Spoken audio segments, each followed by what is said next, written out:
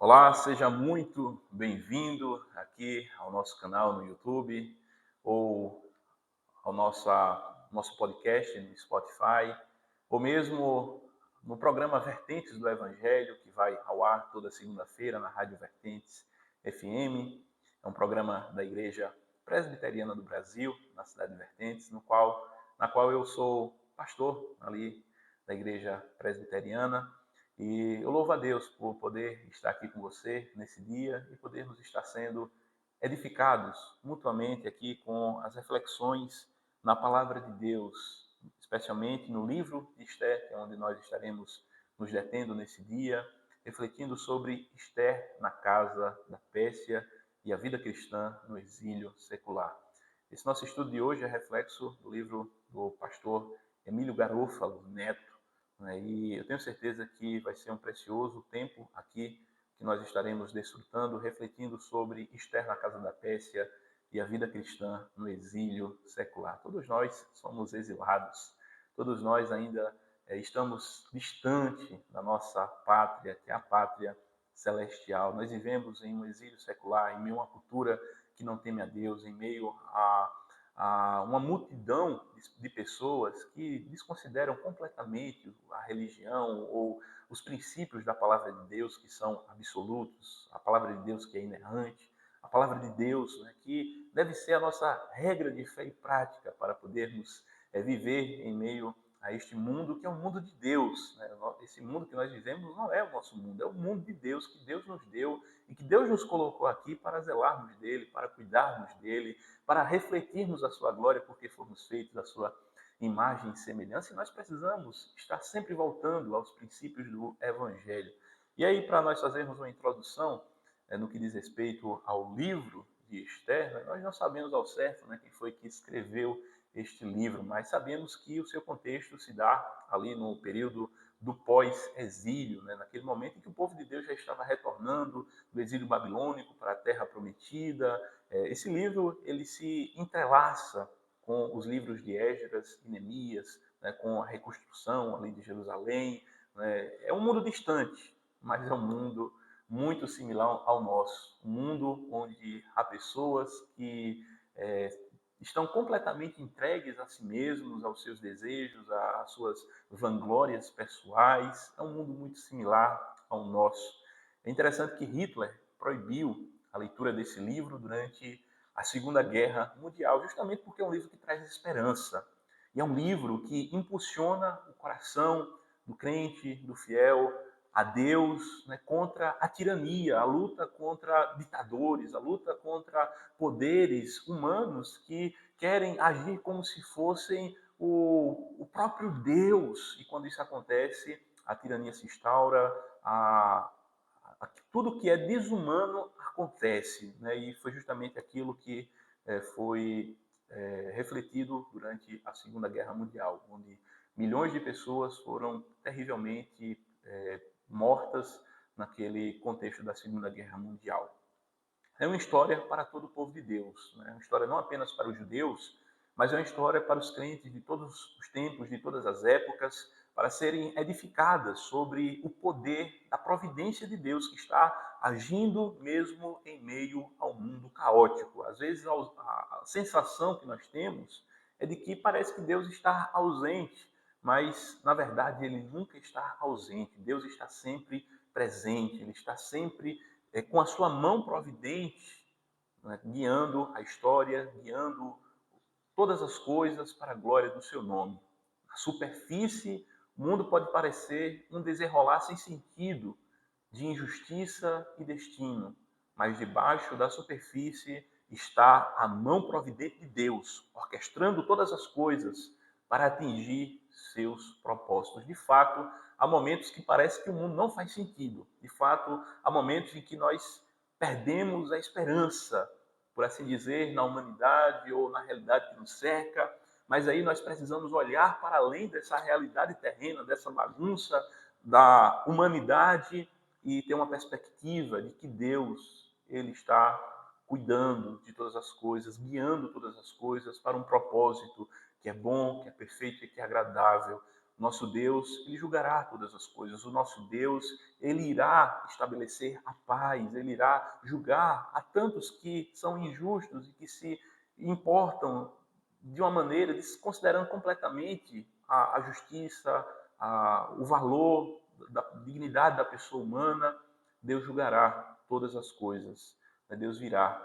E nós podemos ter a certeza de que ele está com a sua mão providente, né, orquestrando todas as coisas para atingir os seus propósitos. E ele fará tudo para a glória do seu nome. Então, Deus está operando, mesmo na avareza, na ganância, na luxúria, no orgulho de Assuero, que é o rei que surge aqui no livro de Esté, também conhecido como Xerxes. Ele está operando para a glória do seu nome e salvação do seu povo. Deus fará tudo para a glória do seu nome. Ele fará tudo para a glória do seu nome e para a salvação do seu povo.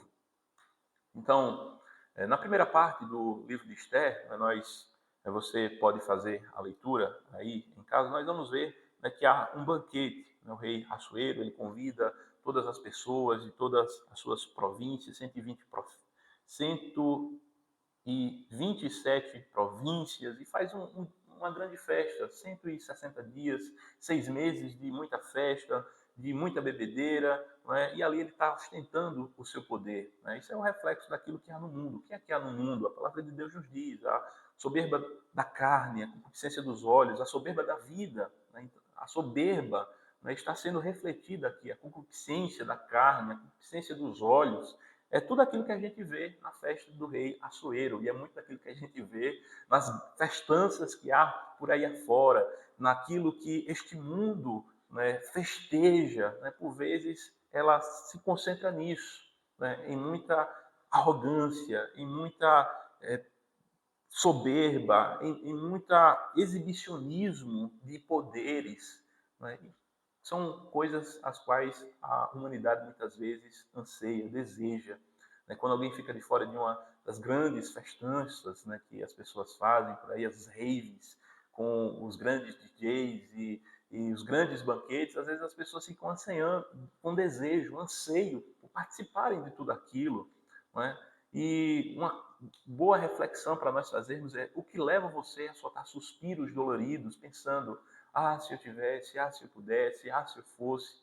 Né? O que é que está no centro do nosso coração?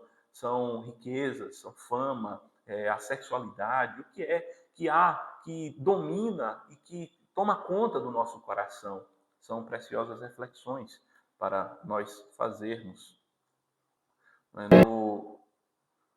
O livro de Esté, ele começa assim, com uma festa.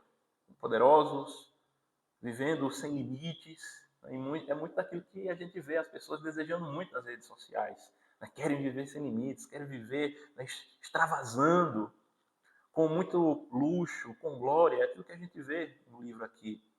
Com coisas pelas quais a humanidade anseia. Uma festa para a qual não nos chamaram. Mas não se deixe iludir. Não se deixe iludir, entretanto, pois o capítulo 1 de Esté nos mostra que os sonhos de poder e luxo deste mundo são apenas ilusões e facilmente se tornam tirania e vergonha. São grandes ilusões. É aquilo que está centrado no próprio homem, aquilo que está centrado no egoísmo. É tudo muito ilusório, é algo que não satisfaz, é algo que conduz à vergonha, é algo que conduz à tirania. É basicamente isso que a gente vê aqui. O rei Assuero, na sequência do texto, do capítulo 1, ele vai exigir que a rainha Vasti se exiba ali para as pessoas que estão presentes. E há alguns comentaristas até que dizem que é muito possível que o rei tivesse exigido que ela ficasse completamente despida das suas roupas para se apresentar ali diante das pessoas. Né? Independentemente de qualquer situação, o que nós vemos aqui é um reflexo de uma grande vaidade, de algo que não satisfaz, em verdade, o coração.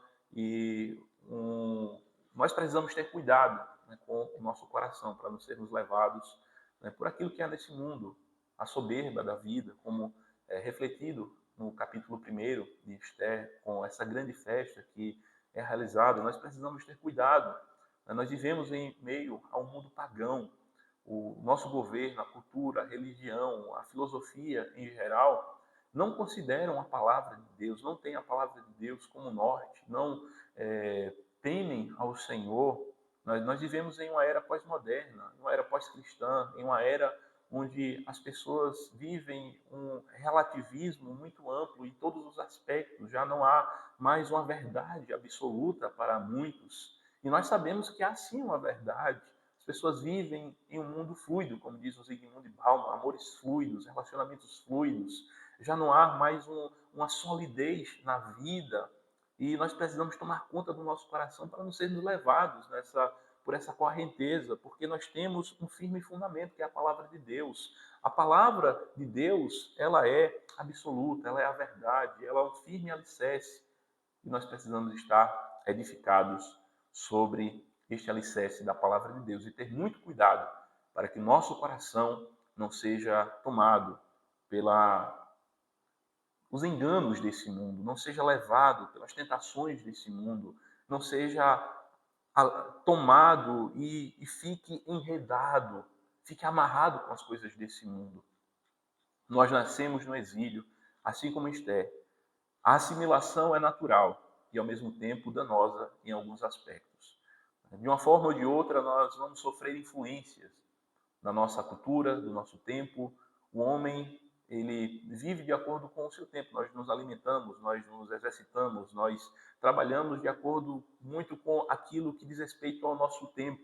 Mas nós precisamos ter cuidado com aquilo que é danoso, com aquilo que vai ser prejudicial para a nossa alma, para não fazermos concessões, para abrirmos brecha para o pecado em nossa vida e para o mal em nossa vida, para o relativismo em nossa vida. Nós precisamos ter cuidado com o nosso coração.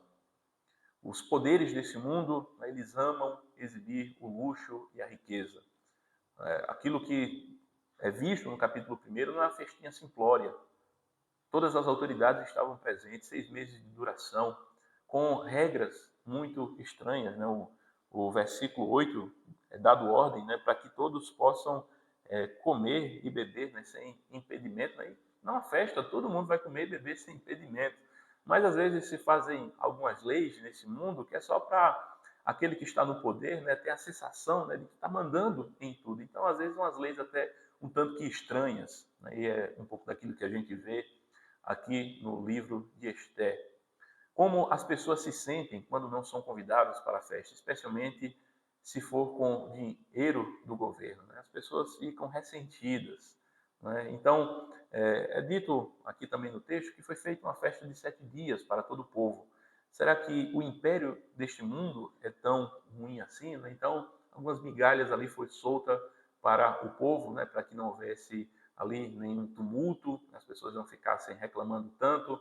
Então, o rei fez não apenas uma festa de 160 dias para ele e suas autoridades, mas ele também fez uma festa de 7 dias para todo o povo. Né? Algo que às vezes se assemelha um tanto quanto à realidade dos governos desse mundo. Né? Enquanto eles estão ali ostentando, gastando milhões, né, em festas que são ali concentradas para poucas pessoas, depois eles soltam algumas migalhas para o povo e às vezes as pessoas não têm uma reflexão sobre o que está acontecendo.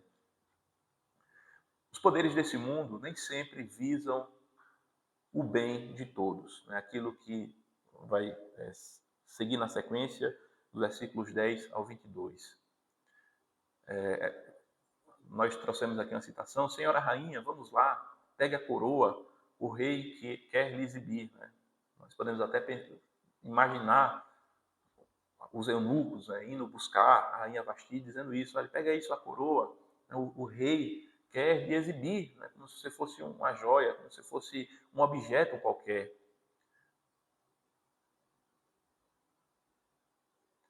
A grande ironia que a gente vai ver é que o poderoso rei não tem poder sobre o coração, nem mesmo sobre o coração de sua esposa. Nem o seu coração, nem o coração de sua esposa. É um homem sem controle. Os poderes desse mundo, no final das contas, se mostram vazios. Eles querem ostentar poder, querem ostentar glória, mas no final são vazios. Eles não têm poder sobre os corações. Os poderes deste mundo não têm poder para controlar os corações. E é como diz o Evangelho de Lucas, no capítulo 12, versículo 15, que a vida de um homem não consiste na abundância de seus bens. Não é porque alguém que é muito poderoso, né, que a sua vida vai consistir nisso. Ele não tem poder, né, para controlar corações. E existe outro rei cujo reinado seja justo ao invés de caprichoso. O Assuero é muito caprichoso. Os reis desse mundo, os governantes, são muito caprichosos. Né? Mas existe outro rei, cujos convites a nós sejam marcados por amor, não por luxúria ou anseio por poder. Um que não veja sua noiva como instrumento para autoengrandecimento, mas que se entrega por ela. E esse rei é Jesus. Jesus, ele é aquele que ama o seu povo, ele ama a sua noiva, ele ama aqueles que estão unidos a ele.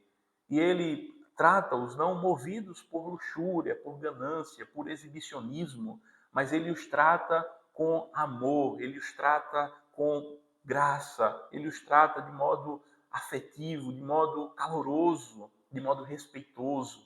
Jesus nos trata assim, ele se entregou por nós. A grande prova do seu cuidado foi ele ter morrido por nós e se entregando por nós. Então, existe um outro rei, a qual nós podemos e devemos nos entregar, um outro governante, que é Jesus Cristo. Nós, o povo de Deus, gostamos de nos ver como heróis, né? Muitas vezes há essa tendência de nos enxergarmos como herói. Né? Mas como nós vamos viver entre dois mundos? Né? É necessário ter humildade, é necessário ter equilíbrio. Viver numa terra que não é a sua envolve adaptações. Em geral, estamos debaixo de uma vida em que a opção de não crença se tornou muito plausível. Né? E aí, por vezes, há muitos que escondem a sua fé. Este capítulo irá nos lembrar que devemos servir a Deus no contexto em que estamos, cuidando para não comprometermos nosso testemunho. Seja qual for o lugar onde nós estivermos, nós precisamos servir a Deus sem comprometermos o nosso testemunho, sem nos envergonharmos do Evangelho, sem termos o posicionamento que tem a aprovação de Deus, de acordo com os princípios da palavra de Deus. Né? Então, nós vamos aprender isso, né, com aquilo que nós estamos refletindo no livro de Esther. Nós vamos passar por tempos difíceis. Aqui nós vemos um tempo muito terrível. No capítulo 2, né, moças são arrancadas de sua casa para viverem no harém do rei. Não é um desfile, né, para escolher ali a mocinha mais bonita simplesmente, mas foi um sequestro. Né, quando a rainha Vasti ela é afastada, é dada a ideia para o rei de encontrar uma moça virgem no seu reino, nas suas províncias, né, que seja colocada no lugar da rainha Vasti. E quando essa busca é feita, não é um desfile de moda, não é um desfile para ver ali, de fato, quem é a Miss Universo da Pérsia, daquele ambiente, daquele mundo antigo. Não, mas é um sequestro. As meninas são arrancadas de suas casas, são tomadas dos seus lares. Todas vão se deitar e ter relações sexuais com o rei. Assuero não é um concurso de beleza, é um sequestro. Não é amor, mas abuso e objetificação. É um abuso que está acontecendo ali com aquelas meninas da Pérsia. E na casa da Pérsia, nós passamos por tempos difíceis. Esther estava ali enfrentando esse momento difícil na vida. Não são poucas as formas que este mundo nos desumaniza. Essas meninas foram desumanizadas. Não são poucas as formas que este mundo nos desumaniza, que somos tratados como gado, como número, como massa de manobra, como alguém a ser explorado, como um voto, como um corpo, como um rostinho bonito, ou seja, o que for que nos faz menos do que humanos, menos do que a própria imagem de Deus. O que nós, povo de Deus, fazemos contra os abusos desse mundo vil?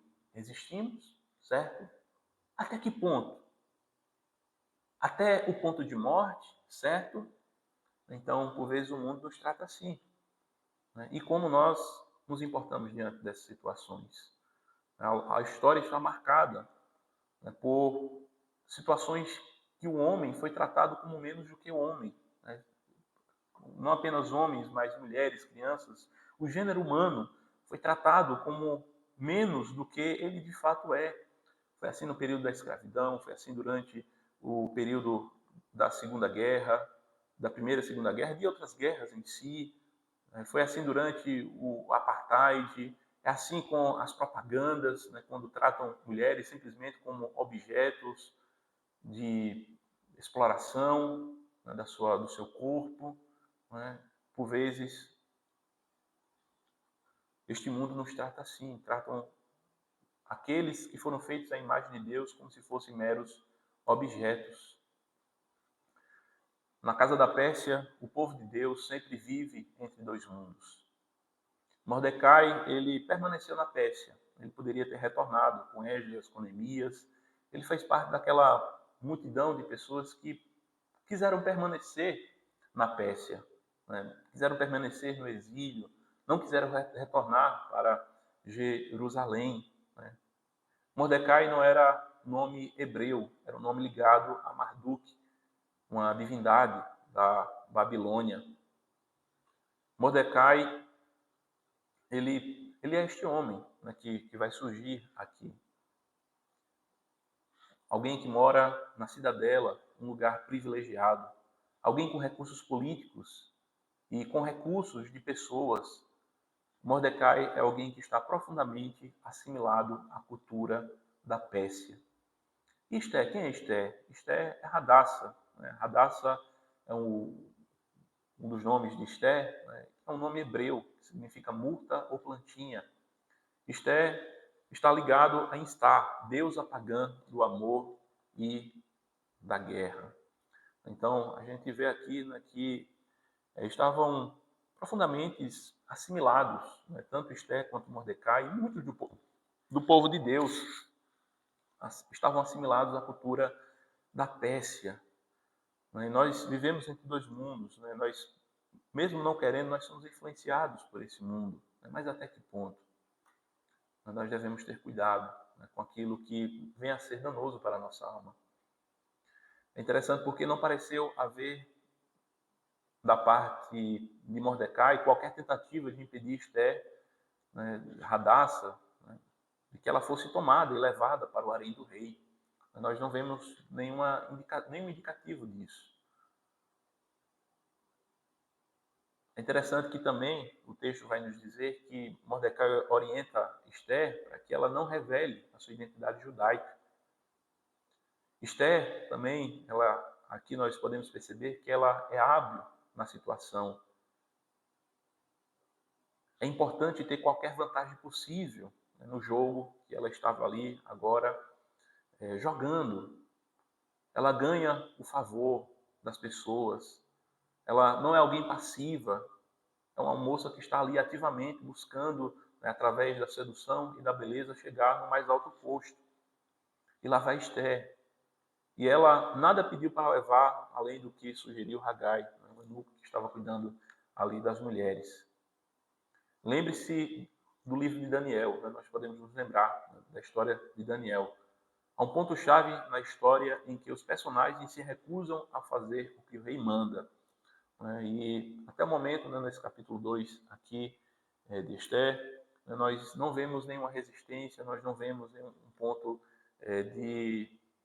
um ponto-chave de mudança, né, mas apenas uma grande assimilação. Será que se pode dizer que ela ainda é uma judia?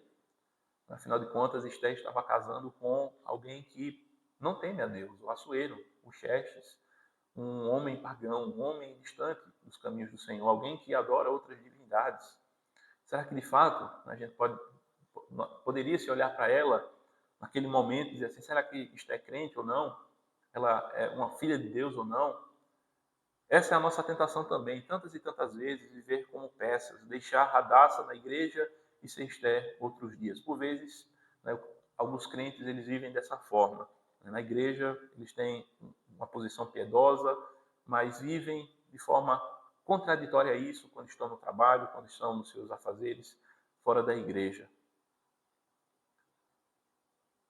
Mas é interessante porque na casa da peste nós temos oportunidade de fazer o bem. É o que vai ser ali registrado no versículo 21 ao 23. Mesmo comprometidos com valores mundanos, ainda assim o povo de Deus, por vezes, age fazendo o bem, abençoando os que estão ao seu redor. Parece que mesmo quando a gente escorrega, ainda assim Deus traz coisas boas aos outros através da nossa vida. E isso pode ser bem confuso mesmo. Eles agem bem, apesar de tudo. Estão desocupados, isentos? Não. Confuso, não é? Então, a gente vai ver aqui que houve uma conspiração, o livro registra isso, algumas pessoas querem matar o rei, e Mordecai denuncia, a Esther faz saber o rei essa situação, e o rei, né, termina não sendo morto nessa conspiração. Né? E Mordecai estava ali fazendo bem. Assim como foi dado ordem pela palavra de Deus, né, para procurarmos o bem, quem diz isso é Jeremias, lá no capítulo 29. Buscai o bem da cidade, orai pela paz da cidade. Mas na sua paz vocês vão ter paz. E aqui Mordecai estava refletindo mais uma vez essa realidade, né, de buscar o bem, né, da cidade, o bem do governante. E ele impediu que houvesse ali, né, o assassinato do rei, né, por parte de algumas pessoas que estavam tramando a sua morte. E ele estava fazendo bem ao seu próximo. Quando você se encontra vivendo em exílio, você é tentado em duas direções, conformidade ou isolamento. Na conformidade, a assimilação ocorre. Você adota a cosmovisão, a ética e forma de vida da cultura ao redor. E você experimenta grandes mudanças interna e externamente. Em isolamento, você se fecha em enclaves isolados onde a cultura não entra e de onde sua cultura não consegue escapar. São dois caminhos igualmente fáceis, tanto a assimilação quanto o isolamento. É caminho fácil. É fácil se conformar se você é ricamente recompensado por isso. Assim como é fácil se cercar e se proteger. Mas os dois levam a fracasso. A assimilação é uma falha de ousadia, falta de coragem para assumir quem realmente você é em Deus, em Cristo. Quem é a realidade da sua pessoa. A assimilação é uma falha de nossa ousadia. Isolamento é uma falha de nossa coragem também. A assimilação falha em resistir. O isolamento falha em amar. E aí a gente precisa ter equilíbrio, né, entre assimilação e aquilo que diz respeito à nossa ousadia de fazermos a diferença, de colocarmos ali a nossa disposição para agir em meio a este mundo. O que fazer com Esther? Sentir pena, raiva, nojo, admiração? Todo o povo de Deus são, ao mesmo tempo, santos, pecadores e sofredores. Essa é a nossa realidade. Todos nós somos, como diz Martinho Lutero, nós somos justos e pecadores ao mesmo tempo. Nós cometemos pecados, nós temos falhas, nós não somos perfeitos e não seremos perfeitos aqui neste mundo. É difícil tratar as pessoas com toda diferenciação, pois a vida é cinzenta, ela é cheia de nuances e nossas tendências são simplistas muitas vezes. Às vezes as pessoas querem só aquilo que é o mais fácil, né? Mas não é sempre, nem sempre as coisas são assim. Mordecai e especialmente Esther, vivem em uma posição que, por todas as suas vantagens terrenas, era espiritualmente um potencial desastre. Eles tinham tudo para dar errado, espiritualmente.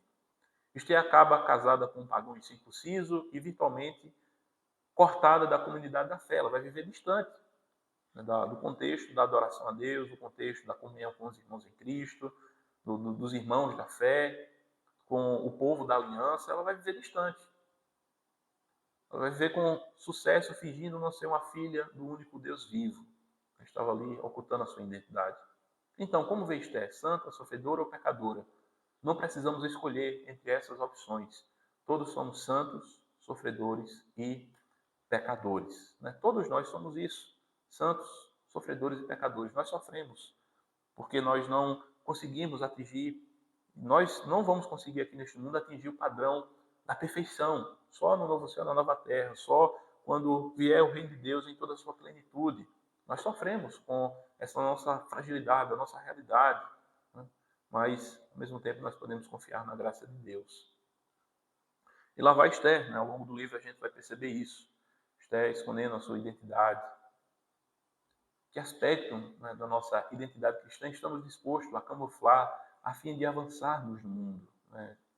Até que ponto, né, nós estamos, né, dispostos a nos camuflarmos para avançarmos mais financeiramente, avançarmos mais em influência, avançarmos mais em poder? Nós devemos ter muito cuidado com isso. Talvez você esteja num ponto crucial hoje mesmo. Ainda há tempo de evitar entrar por caminhos ruins. Esté estava entrando em um caminho ruim. Mas é interessante porque Deus, ele em sua infinita sabedoria, ele se utiliza até mesmo dos nossos maus caminhos para realizar aquilo que é os seus propósitos e fazer com que o mal se torne em bem. Não é que isso nos isenta da nossa responsabilidade, mas Deus, em sua infinita graça, ele faz isso. Mas se for tarde demais, haverá esperança? Ora, garanto que, em alguma medida, já é tarde demais. Todos nós aqui na Casa da Pérsia secular já fizemos coisas, já demos passos, já fomos, em alguma medida, moldados pela vida aqui, né? E aí, o caminho que nos resta é confiar na graça de Deus. E nosso Senhor Jesus, nisso tudo, ele também passou por um período de preparação antes de assumir o seu posto. Não em um período de alimentação e tratamentos de beleza, né, como foi o caso de Esther antes de se tornar rainha da Pérsia, mas em um período de pobreza, obediência, sofrimento, humilhação. Sua dor foi o pré-requisito para a nossa beleza. O rei que fez o contrário de um sequestro. Ele fez um resgate para ter a sua amada. Ele deu sua própria vida em resgate. Então, esse é o nosso Senhor Jesus. Ele fez o contrário daquilo que o homem naturalmente faz. Ele deu a sua vida em resgate. Ele se entregou. Ele morreu por nós, né, para que nós pudéssemos sermos resgatados dos nossos pecados. Mas chega o momento de decidir, né? Chorar é adequado em sua forma enquanto dura, mas cedo ou tarde você precisa orar. Você precisa parar, né? Cedo ou tarde, você chora, mas uma hora você precisa parar. E então ainda precisará decidir o que fazer, né? Então não basta apenas chorar, é preciso decidir, né? É preciso tomar um posicionamento, não basta apenas estar chorando, é preciso ter ação. Assim como todos que testemunham tempos sombrios como este, mas não cabe a eles decidir. O que nos cabe é decidir o que fazer com o tempo que nos é dado. Então, o que nos cabe é isso, é o que fazer. Nós não determinamos os tempos e as épocas da nossa vida. Há tempos difíceis, há tempos complicados, há tempos de escassez, de guerras, de conflitos. Nós, não está em nós, né, determinar esses tempos, né? Mas o que nos resta fazer é decidir, né, o que nós vamos fazer, né, em meio a todo esse tempo, né? O que nós vamos fazer, qual será a nossa atitude, quais serão as nossas ações, né, diante desses quadros da vida que por vezes são sombrios, né? Nós precisamos pensar sobre isso, né? Quais serão as nossas atitudes, né, para fazer do nosso ambiente um lugar melhor, para agirmos de modo a, de fato, trazer paz, trazer alegria, né, em um contexto de guerra, em um contexto de tristeza. Quais serão as nossas atitudes? Nós precisamos tomar decisão. O que sentimos naqueles momentos que trazem frio na barriga? A gente vai ficar aí congelado, né, como acontece com algumas pessoas, né, vai ter um tiripaque, ficar congelado, ou vai ter atitude. Não é fácil seguir a vida depois de notícias que transformam tudo para pior. O medo e a tristeza podem ser paralisantes, né? Por vezes o medo é paralisante, né? O povo de Deus estava sendo ameaçado. É isso que acontece no capítulo 3, né? Na sua sequência do livro de Esther. No capítulo 4 a gente vai ver todo esse contexto. O povo estava ali sob a ameaça de ser dizimado, de ser morto, de ser esmagado, né, pelo inimigo do povo de Deus, por Amã. né? E o que é que a gente vai fazer diante de um contexto em que o mal se instaura, um contexto onde a má notícia ela chega?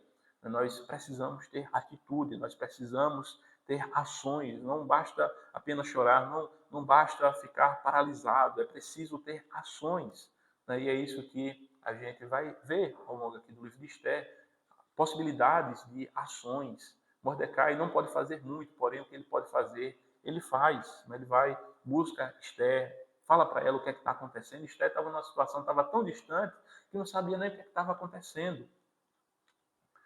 Então, há sempre uma possibilidade de ação. Somos sempre do tamanho que Deus quer que sejamos para enfrentar o que Ele mesmo coloca em nosso caminho. Aos nossos olhos, nós podemos ser muito pequeninos, mas nós somos do tamanho que Deus quer, que Deus nos fez para ser, para enfrentarmos o desafio que está diante de nós. E Mordecai está fazendo isso. Ele é um homem que ele não poderia fazer muita coisa, mas o que ele pôde fazer, Mordecai, ele fez. Se colocou lá na porta, ficou lá, então chamou a atenção das pessoas e a mensagem dele pôde chegar até a rainha Esther, né, e algo pôde ser feito em favor do povo de Deus que estava em perigo de ser dizimado aqui na Pérsia. Mordecai expressa a absoluta certeza de duas coisas. Primeiro, os judeus irão sobreviver. Essa é a primeira coisa. Se Esther permanecer calada, alívio e salvação vão vir de algum lugar. É isso que ele fala para ela. A segunda coisa de que ele está certo é que Esther tem uma responsabilidade de agir. Ele diz, olha, quem sabe se não foi justamente para esse propósito, com esse fim que você foi colocada aí como rainha, né, para poder fazer uma intermediação, para ter ações que possam agora beneficiar o povo de Deus. Ele diz, olha, você precisa agir, né? Mas mesmo que você não venha a agir, Deus vai levantar salvação de algum outro lugar. Né? Mordecai, ele acredita na graça de Deus, ele acredita na soberania de Deus, no Deus da aliança, no Deus do pacto, e ele continua, né, tendo as ações que são necessárias. Às vezes parece que o problema é muito grande, mas nós precisamos crer que nosso Deus é maior do que o nosso problema, né, e termos a ação que é necessária. Por alguns anos, desde que foi a Orem, ela vem vivendo uma vida submersa na cultura pérsia, com suas raízes judaicas completamente escondidas e obscurecidas. Mas agora, ela não pode mais viver assim. Não há como pertencer ao povo de Deus enquanto vivendo como filha do mundo.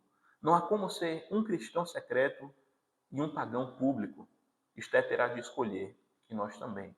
Então, Esther terá que decidir. Ela não pode mais ficar ocultando. Ela terá que se mostrar de fato quem ela é, que ela está junto com... Ela é um com o povo de Deus que estava ali sendo ameaçado, de ser dizimado, de ser massacrado pelos inimigos. Então, chegou o momento para Esther. É interessante que o pastor Elias Medeiro, ele costuma falar em suas pregações, não desperdice sua geografia. Nós não podemos desperdiçar, né, a oportunidade que Deus nos deu, né, de ter nos colocado no lugar onde Ele nos colocou, né, seja onde for, né, para influenciarmos as pessoas, para comunicarmos o Evangelho para elas, para estarmos ali influenciando elas com a realidade do Evangelho que brotou em nosso coração e nós compartilhamos com outros que estão ao nosso redor. Não desperdice sua geografia. Trabalhe de modo a beneficiar o reino de Deus. Trabalhe de modo a buscar expandir o reino de Deus. Trabalhe de modo a fazer com que o céu seja cada vez mais povoado através da influência da sua pessoa na vida de outros que estão ao seu redor. Então, é preciso agir. Cristãos muitas vezes sofrem com o processo de decidir qual curso de ação seguir. São tantas opções que podem ser escolhidas. Uma das razões por que ficamos travados e não tomamos decisão é porque somos covardes. Muitas vezes é isso. Queremos que queremos Deus nos assegurando que cada passo terminará bem. Queremos alguém para culpar caso não saia tudo bem. Nós não temos o poder de adivinharmos o amanhã. O amanhã pertence a Deus, nós não sabemos. Mas seja alegria ou seja tristeza, uma coisa é certa, todas as coisas cooperam para o nosso bem. Nós precisamos confiar em Deus e precisamos ter ação. né? Nós não podemos adivinhar, né, o que será o amanhã. Né? O que nós temos é a vontade preceptiva de Deus. Né? O que nós temos é aquilo que está revelado nas Sagradas Escrituras. A nós não nos pertence conhecer aquilo que está oculto. O que está revelado pertence a nós e aos nossos filhos. Mas o que está oculto a gente não sabe, mas a gente precisa ter ação. Né? E se Deus nos quiser livrar, Ele vai livrar. Se a gente tiver que morrer, a gente vai morrer, né? Como aconteceu lá com a declaração de Daniel e seus amigos, né? Quando estavam ali em perigo de morte. Se Deus quiser livrar, Ele vai livrar. Né? Mas nós não vamos nos curvar. Nós não vamos negar o Senhor, nós vamos permanecer firmes.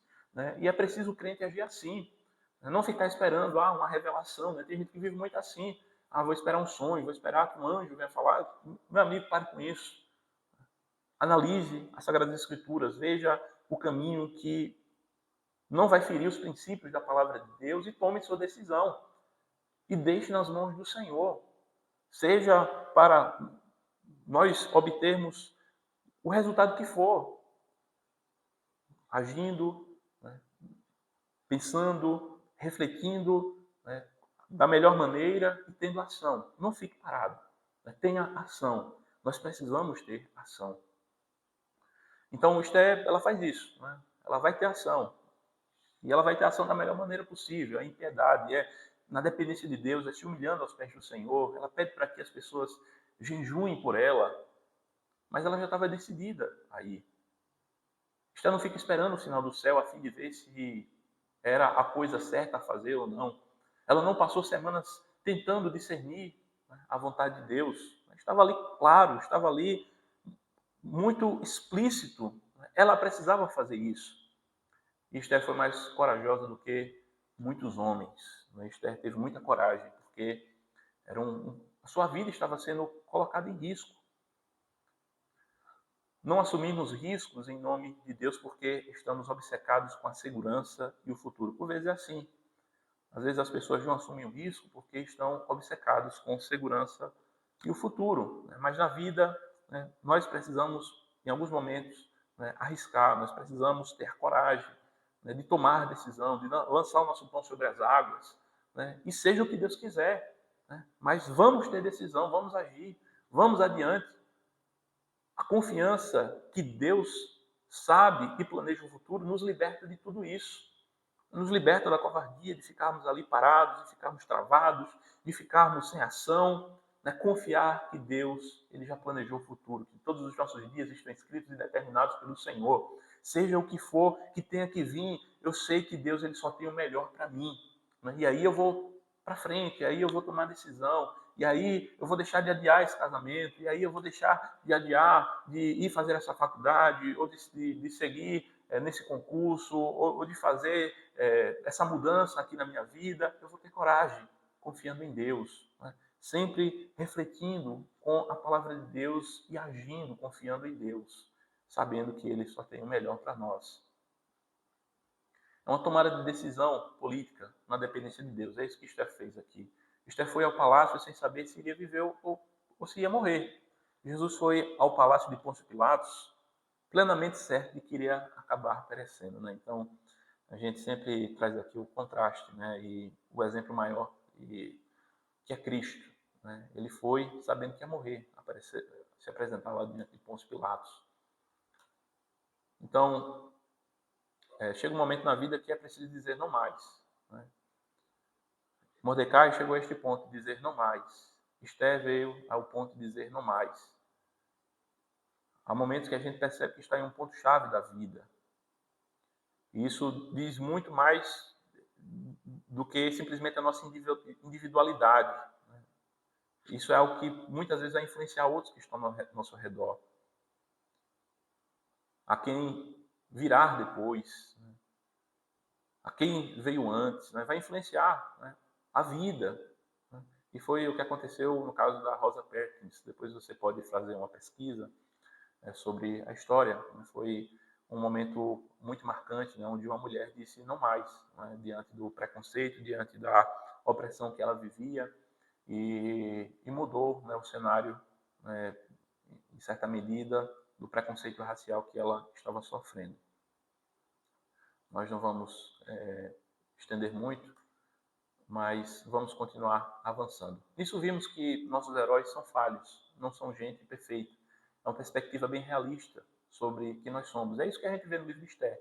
Né? Não são grandes vultos, são gente como a gente que peca, gente que acerta, gente que se santifica, mas que vive no meio deste mundo. A gente é tomado por essa realidade, né? de colocarmos nossos pés no chão e refletirmos, né? Porque de fato o grande herói da história é Cristo.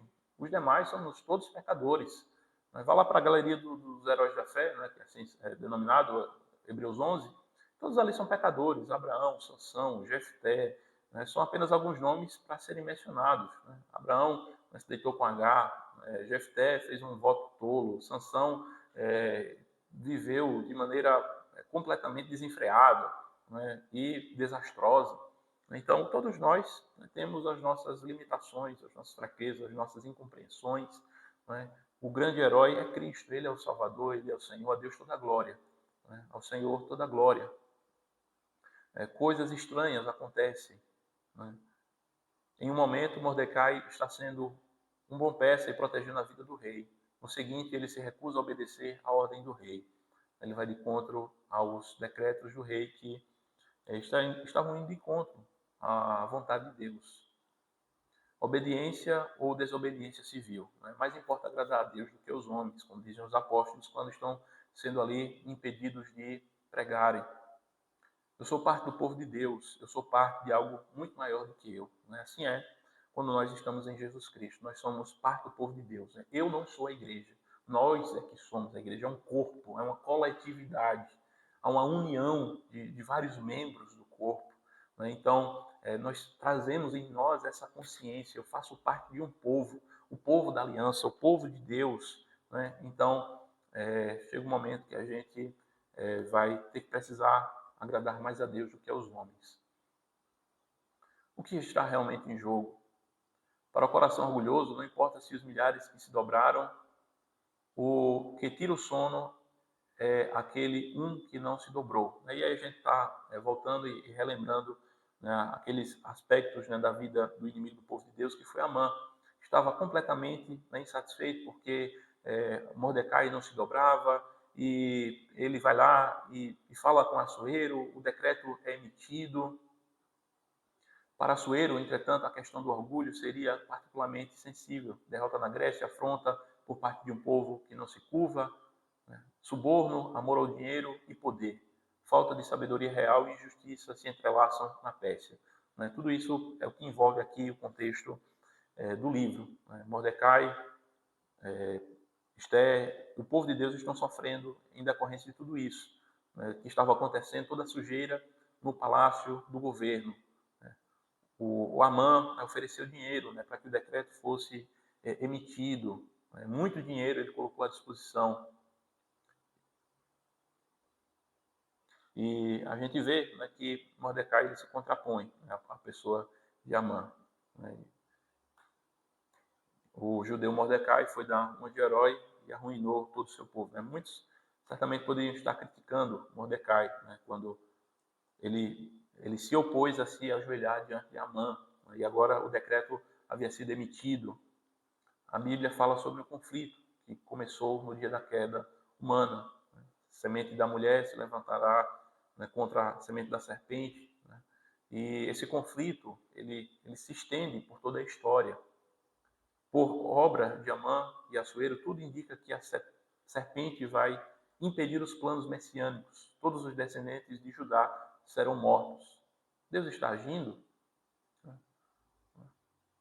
Então, do coração do homem, o coração do homem faz planos, né? Mas Deus é quem determina todas as coisas. Há tempo suficiente para que as coisas aconteçam. Deus está agindo, mesmo quando parece que nossa cabeça está a prêmio.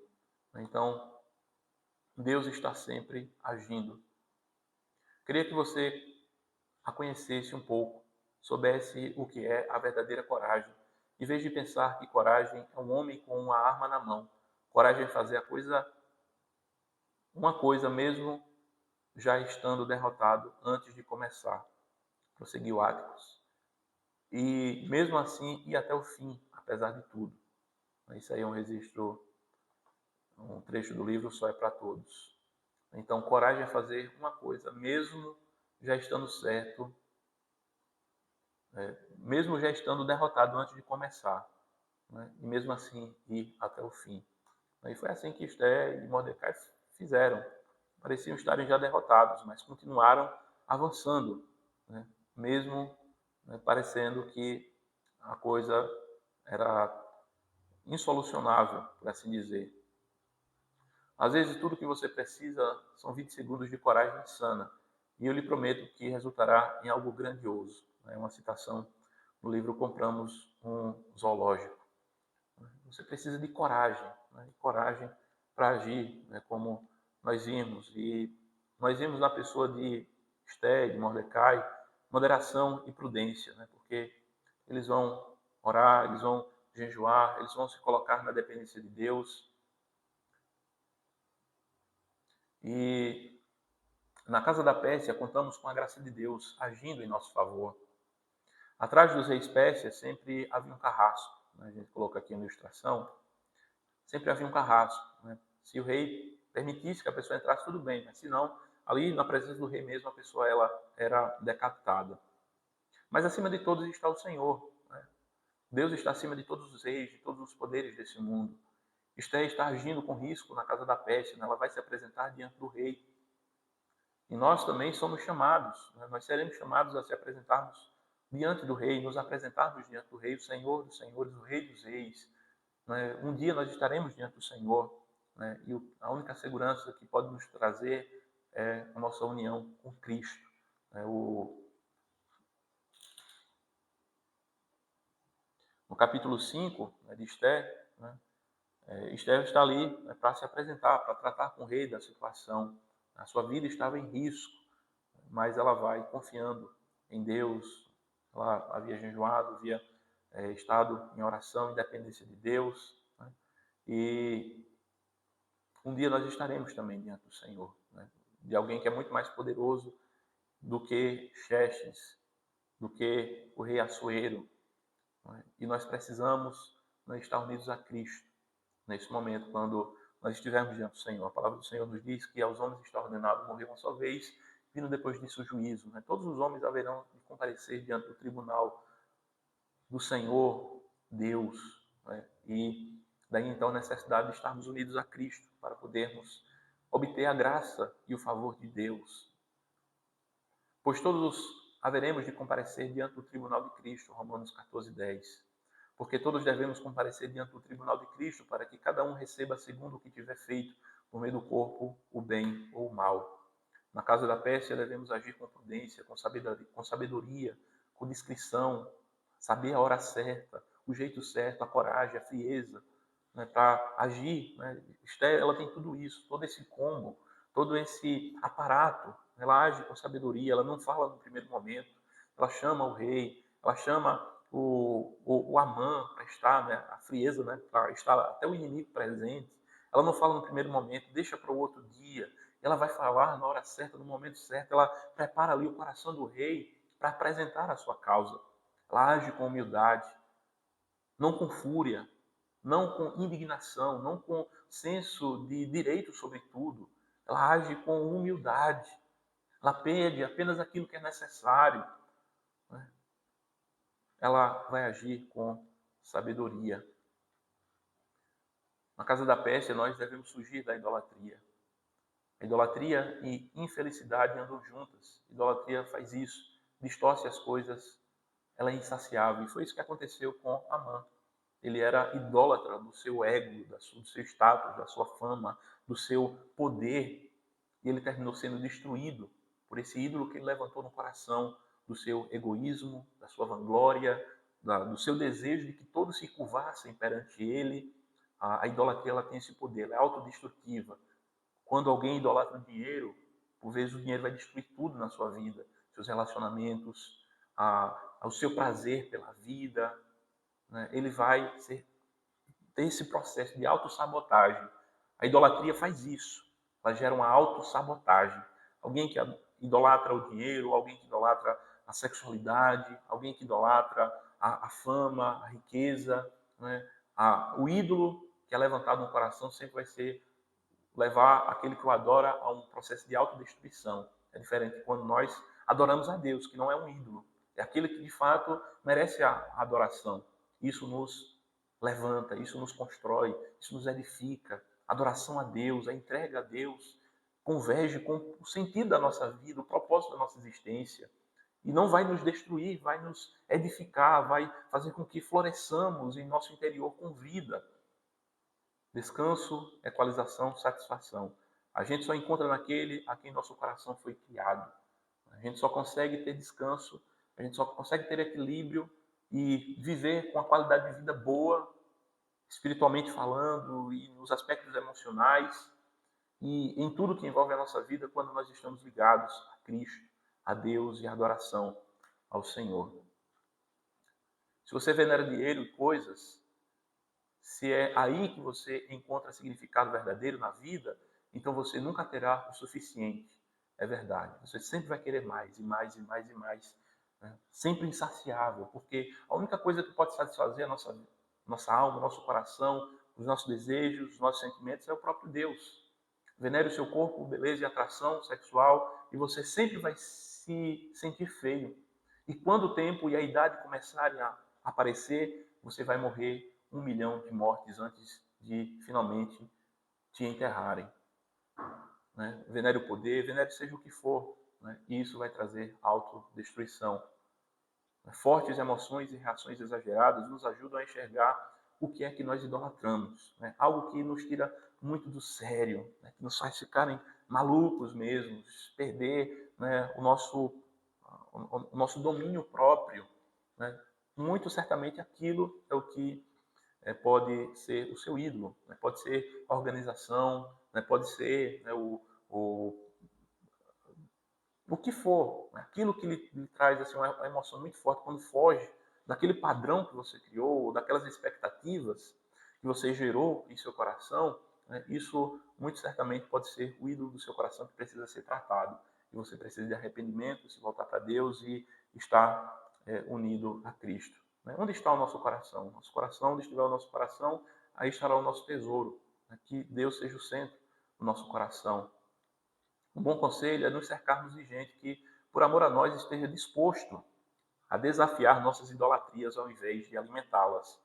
A gente que aponte o nosso pecado e diga, olha, você precisa se arrepender, você precisa de Cristo, você precisa andar no caminho da piedade, da pureza, da santidade, do temor ao Senhor, do arrependimento, do caminhar com Deus, da devoção ao Senhor. Quanto mais nós nos devotamos a Deus, mais nós somos libertos dos ídolos deste mundo, dos ídolos do nosso coração. Então, um bom teste também seria: se eu sei que Deus me fez seu filho e co-herdeiro com Cristo de gloriosa herança, mas ainda assim isso não vale para mim, enquanto eu não tiver, né, o que é que está faltando? Se o Senhor é meu pastor, nada me faltará. Então, confiar no Senhor. O Senhor honra aqueles que o honram. A honra que os homens buscam e a honra que Deus confere. Existe uma honra que os homens buscam, o louvor dos homens. Existe o louvor que Deus direciona para aqueles que o temem. Isso em todo o contexto da nossa vida. No livro a gente vai ver que houve uma insônia providencial, ele ficou sem dormir.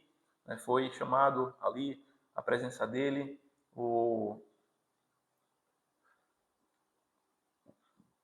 as pessoas para lerem para ele, e foi registrado lá que Mordecai, né, tinha feito lá um bem e não tinha sido recompensado. Então surge o Amã pensando que era ele que ia ser recompensado, e ele traz ali uma ideia, né, que ele pensava que era ele que ia ser o beneficiado. Na verdade, quem foi justamente o Mordecai. Né, e o Amã teve que levar o cavalo, né, e proclamando na frente, assim se faz ao homem a quem o rei quer honrar. Né, e Mordecai ele foi honrado, né, e Amã foi desonrado, ficou profundamente envergonhado. Esther e Mordecai estão responsavelmente fazendo o que lhes cabe, e Deus também está fazendo. Não desanimemos de fazer o bem, né? Não desanimemos de fazer o bem. Deus é quem diz quem é que vai ser honrado ou não. Os soberbos, eles são abatidos, os arrogantes, os humilhados, eles são exaltados. E é isso que a gente vê também no livro, no livro de Esther. Né? A gente vê também um contexto de vida e morte. O historiador grego Heródoto descreveu a resposta de Assuero a um pedido de um homem para que libertasse seu filho mais velho do serviço militar, né? Liberasse ele de ser um soldado. Este homem antes havia apoiado e contribuído generosamente para as causas militares de Assuero.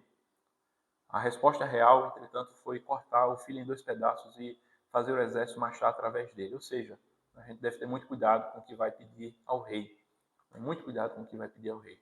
Esther está agindo corajosamente, ao risco próprio, da melhor forma que ela pode fazer, que ela pôde pensar, né? O melhor plano que ela conseguiu bolar. E Deus está usando a obra de gente imperfeita. Deus está trabalhando com a gente, né? Com pessoas imperfeitas, com pessoas, né, que não são heróis, mas pessoas que confiam nele e em sua graça.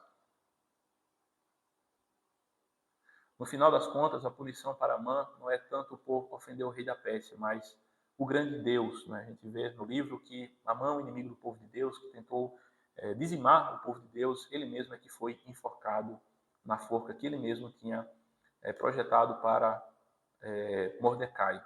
E há uma virada de jogo. Né? O povo consegue vencer, e em vez de serem subjugados, eles é quem subjugam aqueles que vêm tentar matar-lhes.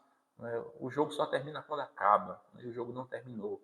O povo de Deus conseguiu virar, o povo de Deus conseguiu vencer. Né? Um pouco daquilo que o Tolkien chama de eucatástrofe. É um clássico exemplo, né? E o que isso significa? Essa é uma terminologia utilizada pelo grande escritor Tolkien. A eucatástrofe é uma boa catástrofe, né? O inverso da catástrofe. Eventos surpreendentes e inesperados que fazem a coisa terminarem bem. Uma reversão súbita de eventos que mudam tudo. A ideia amada e amável de que aquilo que parece perdido pode ser recuperado e o que parecia destruído pode ser refeito. É isso que a gente vê aqui. O povo estava pensando que ia ser dizimado, morto, destruído, né? E não foi isso que aconteceu. Eles conseguiram prevalecer diante dos seus inimigos. E o padrão a gente encontra na própria história de Cristo, né? Que se humilhou, tornando-se obediente até a morte de cruz, pelo que Deus também o exaltou. Ele deu o nome que está acima de todo nome. Né? Jesus, ele sofreu, ele morreu, ele padeceu, mas ele também foi exaltado. Foi uma catástrofe ao inverso. Né? Aquilo que parecia ser o fim foi, na realidade, o começo de algo glorioso. Isso deve servir de alento a todos nós que estamos passando por dificuldades e por humilhações. A Bíblia sempre tem esse padrão da humilhação. O tempo determinado por Deus sendo transformado em exaltação. Deus age e Deus continuará agindo. Né? Pois um dia nós também podemos ter a esperança, seremos revestidos de incorruptibilidade, reinaremos com Cristo sobre o cosmo refeito. Deus abençoa, né, o seu povo.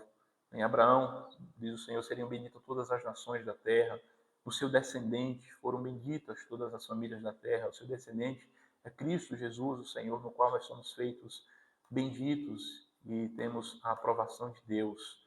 O livro de Esther registra o triunfo do povo de Deus. Né? O povo de Deus, né, que estava em guerra, e nós também vivemos em guerra. A igreja de Cristo é uma igreja militante, não contra carne e sangue, mas contra principados e potestades do mal, contra o príncipe deste mundo, contra os espíritos do mal, né, contra Satanás e seu exército que luta contra a igreja de Cristo. Mas nós teremos vitória. O povo de Deus celebra, olhando para o passado, né? Lembramos de que o Senhor já nos deu vitória por meio de Cristo Jesus e continuará nos dando vitória. E nós ansiamos pelo futuro, no qual Cristo virá para trazer a restauração plena de todas as coisas. O povo aqui, no livro de Esther, termina celebrando o Purim, né? Uma festa que rememora os feitos de Deus ali, aquilo, a preservação de Deus em relação ao seu povo. Né? E nós temos também uma festa, o povo de Deus, o povo cristão, que é o domingo. O domingo é um dia de festa, a festa da alma, é um dia de despertamento, é um dia de renovação, é um dia de nos lembrarmos daquilo que Deus fez em favor do seu povo e que Ele continuará fazendo, preservando a nossa vida. O dia de Esther é sobre o dia da vitória de Deus. Esse dia já veio por meio de Jesus, que venceu a morte, e Ele virá mais uma vez para trazer-nos e vir ao nosso encontro e nos fazer ali estarmos com Ele pelos séculos dos séculos, no dia eterno, no descanso eterno, junto ao Senhor, no novo céu, na nova terra. Né? Olhando para as boas novas, olhando essas boas novas, vai ser possível viver melhor no aguardo pelo dia, o dia do Senhor. Então, que Deus os abençoe. Né? Foi esse aí, nosso estudo a gente correu um pouco aí na parte final para conseguirmos encaixar, enquadrar aí o nosso tempo de estudo dentro de 1 hora.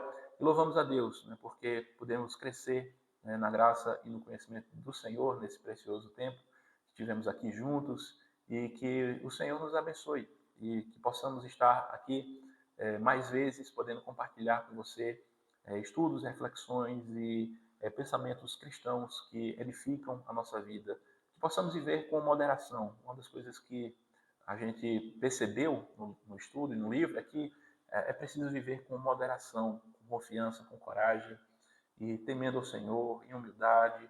E uma coisa é certa, Deus está agindo. Deus está agindo na empresa onde você está trabalhando, na sua igreja, na sua cidade, no seu contexto.